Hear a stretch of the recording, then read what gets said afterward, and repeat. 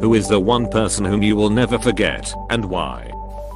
As a kid, I lived in Germany, army brat, and had to go in for surgery. I was being prepped and my parents had to stay outside. As I was waiting to go back, I was alone and getting scared.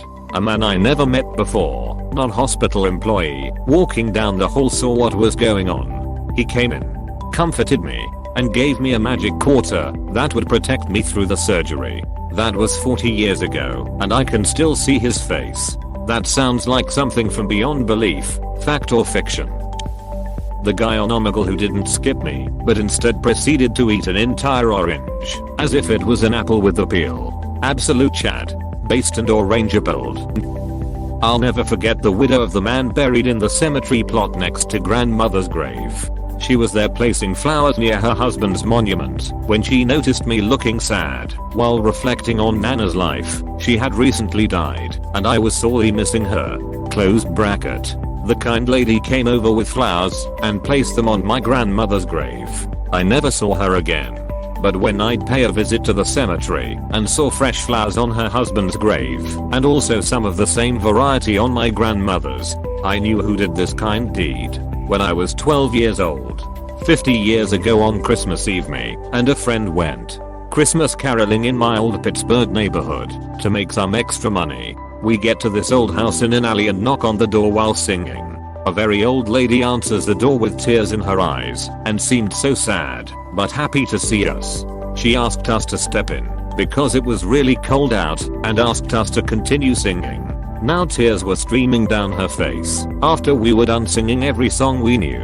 I asked her, why are you so sad? She told us she lives all alone and has no one to share Christmas with and said all her family is gone. She offers us each $1 and we didn't want it. She gave us some cookies and we wished her a Merry Christmas when we left. I had to wipe the tears from my eyes long after we left. I'll never forget. Great story. I'm sure she never forgot you and your friend either. This guy at my work. He ran, fell, and hit his face on the sidewalk, turned to me and said, I fell, I lost my shit cold and stopped laughing after that. Laughing my butt off. He just imagined that in my head. This one guy who goes to my church. When I was around 6, I was incredibly shy and wouldn't talk to anyone at the youth group activities. But this dude, despite already having a good group of friends, would regularly come over and talk with me, make me laugh, and introduce me to other people. He was super nice to me even when, in the beginning, it was a one-sided relationship. I enjoyed his company, but didn't say much. Eventually we did become friends, and as I got older I developed a crush on him. But after he aged out of the middle school youth group programs, when I was in 7th grade I never saw him. I haven't talked to him in over a year, even though he lives not even a block away. I'm really blessed to have had him in my life. I'm debating if I'd be a good idea to just go up to his door and try to wiggle my way back into his life. But there's a lot I'm worried about there. COVID. He's 2 years older than me. He's probably different now. He wouldn't want to be friends. Maybe try finding him on social media first. Send him a DM and ask how he's been doing / how he's handling COVID before just walking up to his front door. My wife. So far, we've spent 38 years together. You don't forget people like that. My history teacher. When I was around 15, I was anorexic, but at that point people hadn't caught on even though I had a couple of trips to hospital as my stomach was eating itself making me ill. He let us stay in his classroom during lunch, and one time asked us if we had tried sushi and if we wanted some as he had too much. I declined saying I was on a diet and he physically looked taken aback. He knelt down to the table I was sat at and said, you don't need to diet. You're so slim already and you're a growing girl. You do not need to lose weight. Try some sushi, and I did. I loved it. I don't know if he realized just then what was going on, but it hit home to me. Slowly but surely I started eating again. Thank you, Mr. Day. You are a great teacher. My best friend. Used to talk to her every day. Cherish the time spent with her. I've even got Google Docs filled with the sci-fi fantasy roleplay we would do. Pictures of our characters. She passed away nearly 2 years ago now on New Year's. I miss her a lot.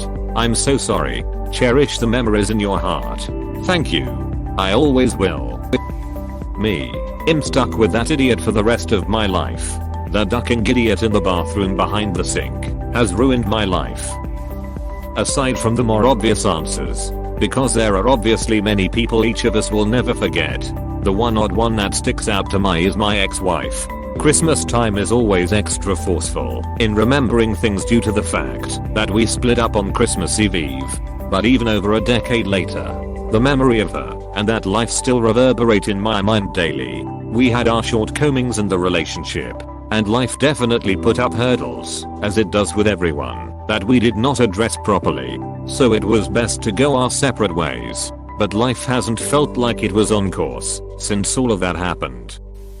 The dude who convinced me to actually start posting my music places around 2 years ago. I'm not a very large producer at all still, but I enjoy making music so much more and have gotten a lot better at it.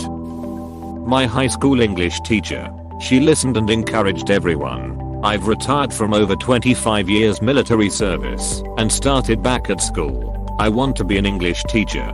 I'm a 46-year-old wounded combat vet that wants to be Miss Summers for someone else. Had a huge crush on a super cute girl in high school. I had zero self-esteem and high anxiety, so I never made a move. Every day I kick myself for not talking to her. Don't know why I can't shake it. I've gotten past so many regrets, but this one.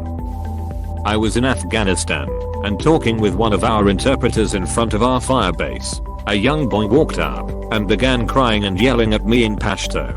The interpreter said he says his father was taken by Americans a few weeks ago and wants to know if his family can have him back. Another soldier overheard the conversation, started laughing, and said he's probably vacationing in Guantanamo Bay and has a new girlfriend. Apostrophe. That boy and the other soldier's response changed my views on the American presence in the Middle East and the role I had in it. When we got home, I didn't re-enlist and got out. Jesus. That is horrifying. As short as that encounter was, it changed me for life. My best friend and I were walking home about 1 year ago and someone was walking just behind us. The guy walking behind us started talking to us and asked if we had girlfriends. We said no. This guy said to stay away from them because they are snakes with titties. Me and my mate still talk about that to this day.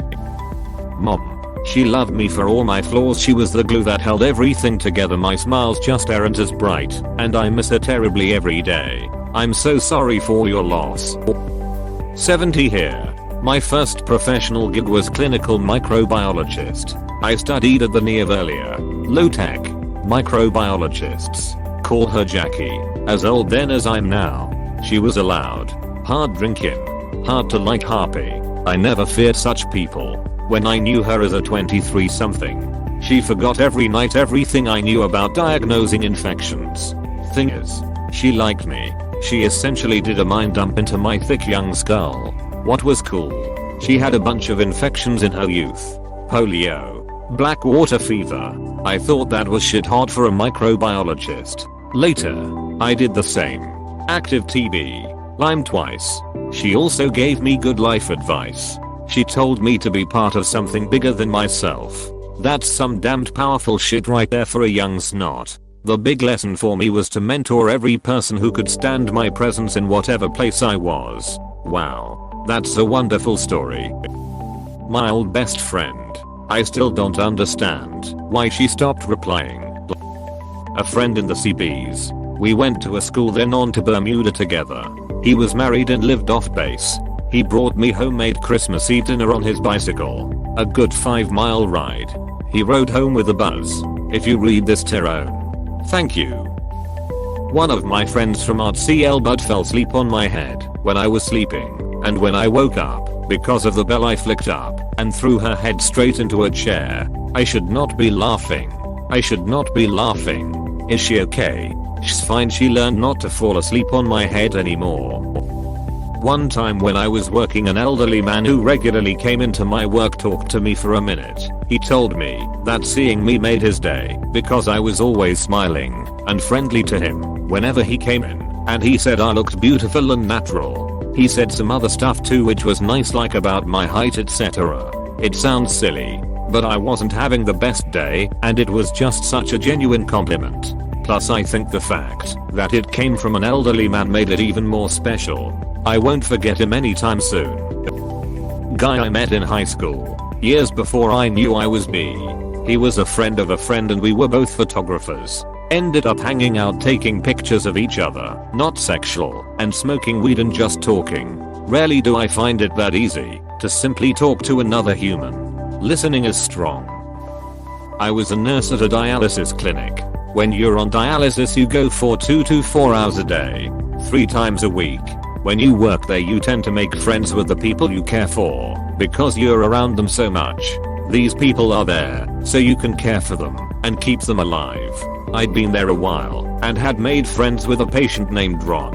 We were always joking with each other, and I just liked the guy. We got to the point where when he needed help because someone knew wasn't doing things right he'd give me this look that I knew meant I needed to step in. One day, the clinic manager was out, and since I had seniority I was in charge of the place. During treatment Ron started having problems breathing, and started turning blue. Everybody who worked there was running around doing everything we could for him, but he was dead by the time EMS wheeled him out.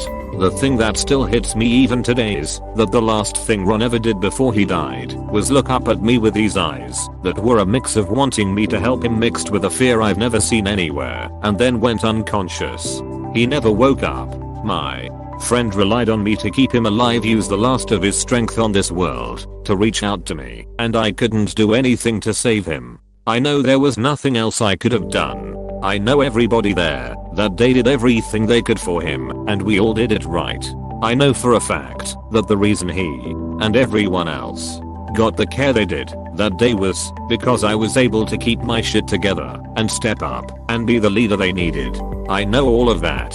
I also know the look my friend gave me as he died and how helpless I was because there just wasn't enough that I could do to give him one more day. I've had lots of great people come and go in my life. I kind of feel guilty that I can't recall them right now. My memory is weird. Like once in a while I remember something and realize oh that actually happened. My firstborn child, a daughter, named Teresa Ann. Love her until death, which coming fairly soon I guess. I'm 84. A vacation friend who turned out to be toxic. I have always been easy in making friends. One time when we were on a holiday and staying on a camping I was on the rocking chairs and this girl came sitting next to me. After we were swinging for a few minutes in silence I broke the ice and started a conversation. At first she seemed really nice. We gave each other our tent numbers and we agreed to meet each other the next day at the same place. When I arrived that day it went really smooth. We went to play football for a bit and then went to her place. She stayed in a caravan with her grandparents. They were one of the sweetest people I met. But then it began. She started to go bitch modest on them for no reason. When they asked if we wanted ice cream she only wanted the one that was all the way to the end of the camping. I tried to convince her that it really wasn't necessary to make her grandparents ride all the way to there. She refused and started to get mad at her grandparents. When they came back she was mad about how long it had cost them to get the ice cream. I tried to calm her down. What didn't work? Anyway, we got our ice cream when I noticed that they got me the wrong one. Normally I wouldn't have cared, but there was banana in them, and that makes me a little noxious. So I told them politely. Then the girl burst out and started yelling. She was so mad at them. I told her grandparents that it really wasn't a big deal, and that I didn't mind that I didn't get ice cream. She had a bad attitude for the rest of the day to them, while they were so nice. My mother also gave her my number and I believe her number too. It has been 4 to 5 years and I haven't heard of her. I'm glad she didn't contact me though. Close bracket. My ex. We couldn't be together due to the most unfair circumstances. I absolutely cherished him and still do. I'll never forget how much I cherished him, or how adored he made me feel. Crying as I type this. Time isn't always a healer. I hear you. I'm so sorry. I cried over my ex this week too. I wish things could have been different. It's been 17 years and I always wonder what might have been.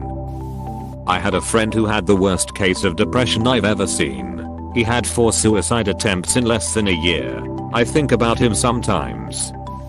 My only friend during my school days that killed himself. Even 2 decades later I still wonder if I could have stopped him. I'm sorry for your loss. I wish you could. But the ugly truth is that you would never be able to do it. It was the day. This has helped me passing my regrets about stopping bad things happened a long time ago. And I wish it helps you too. A woman in the Caribbean called Claudette. She was a tour guide for a downhill hike. She was a great personality and did everything to make that trip memorable. She nicknamed me Smiley because I was the youngest one there. Thank you for watching. We hope you enjoyed this video. Please subscribe for more videos.